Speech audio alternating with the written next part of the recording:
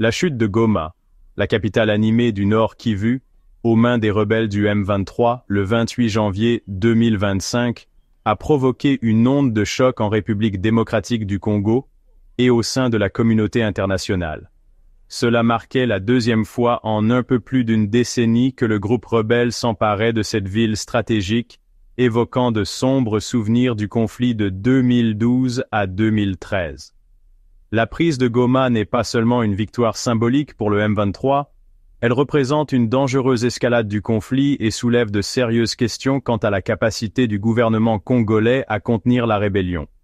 La vitesse et la facilité avec lesquelles le M23 a pris le contrôle de Goma ont soulevé des inquiétudes quant aux capacités de l'armée congolaise, les FARDC, et à l'efficacité de la mission de maintien de la paix des Nations Unies, la MONUSCO. Des témoins oculaires ont rapporté une résistance minimale de la part des forces gouvernementales, suggérant un possible effondrement de l'appareil sécuritaire de la RDC dans la région.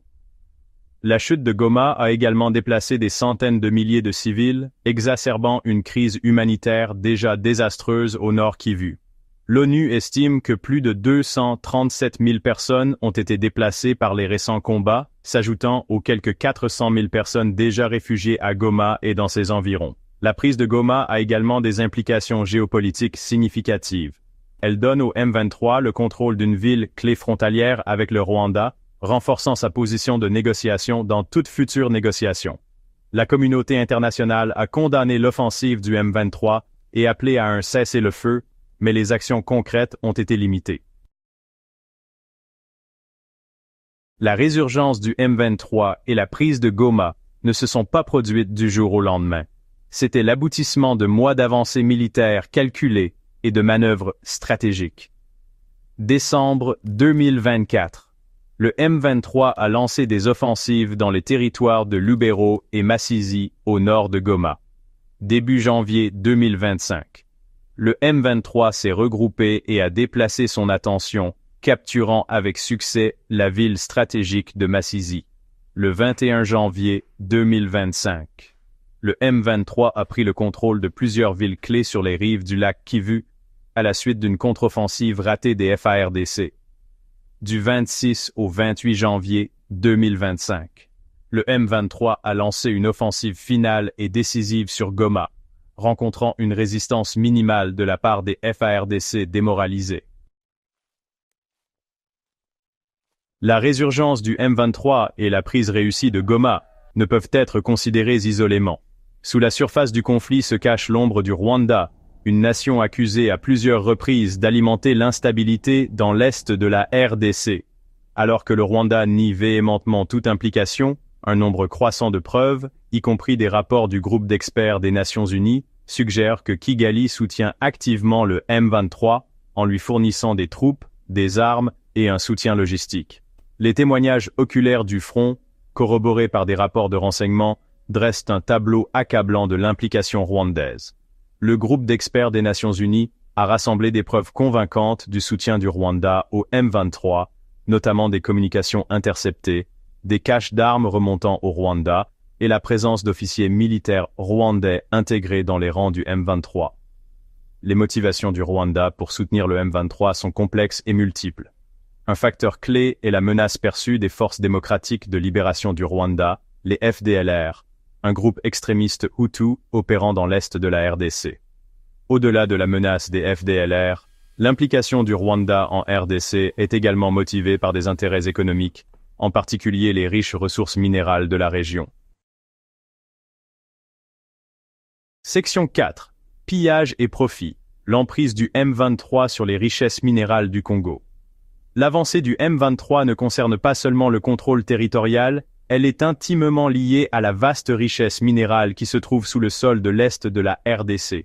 Le mode opératoire du groupe révèle une stratégie calculée pour s'emparer du contrôle de ses ressources, générant des revenus pour soutenir ses opérations et enrichir ses dirigeants. Le contrôle du M23 sur les zones minières lui permet de profiter directement de l'extraction et du commerce de minerais comme le coltan, l'étain, le tungstène et l'or. Ils ont mis en place un système sophistiqué de taxation et d'extorsion, exigeant des taxes illégales des mineurs, des commerçants et des populations locales. Le groupe d'experts des Nations Unies estime que le M23 a généré des centaines de millions de dollars de revenus grâce à ses activités illicites, lui fournissant un flux constant de revenus pour acheter des armes, recruter des combattants et financer ses opérations. La communauté internationale a déployé des efforts pour s'attaquer aux problèmes des minerais de conflit, mais l'exploitation continue du M23 souligne la nécessité de mécanismes plus efficaces. Cinquième section. Une nation divisée, impasse et blocage politique en RDC. La résurgence du M23 et la prise de Goma ont plongé la RDC dans un état d'incertitude et de troubles politiques profonds.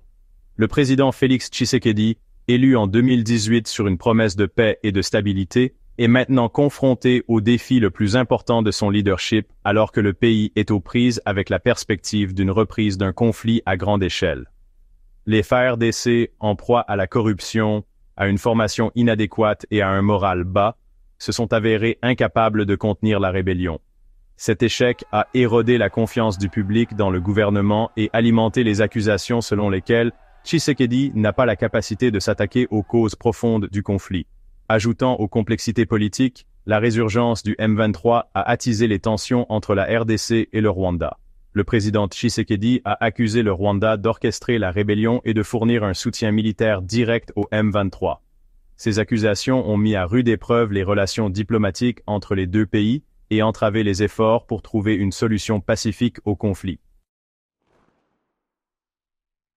Malgré les preuves croissantes du soutien du Rwanda au M23 et de son rôle dans la déstabilisation de l'Est de la RDC, Kigali semble opérer avec un certain degré d'impunité. Le Rwanda, sous la direction du président Paul Kagame, a cultivé une image soigneusement élaborée sur la scène internationale. Il est souvent dépeint comme un modèle de développement et de stabilité en Afrique, avec de solides antécédents de croissance économique et de réduction de la pauvreté.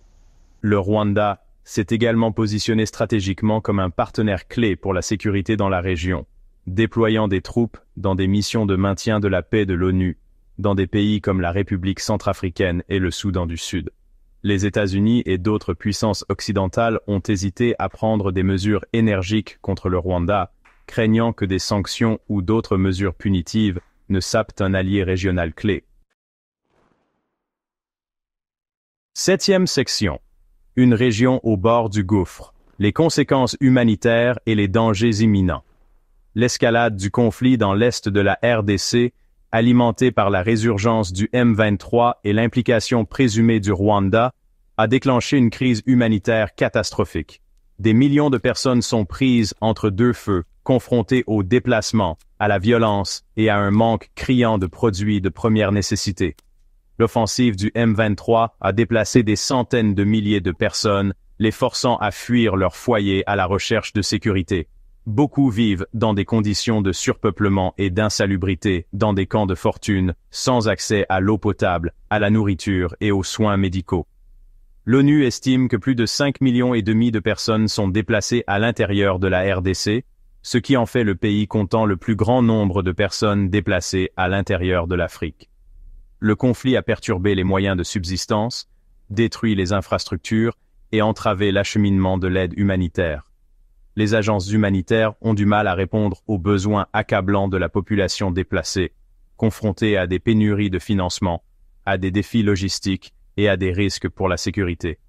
La communauté internationale doit donner la priorité à la protection des civils, garantir un accès humanitaire sans entrave, et fournir le soutien financier et logistique nécessaire pour répondre aux besoins urgents des personnes touchées par le conflit. Merci d'avoir regardé et n'oubliez pas de partager vos réflexions sur le risque d'embrasement dans la zone des Grands Lacs dans les commentaires ci-dessous. Si vous êtes intéressé par plus de contenu sur la géopolitique et les relations internationales, assurez-vous de consulter nos vidéos précédentes sur des sujets similaires.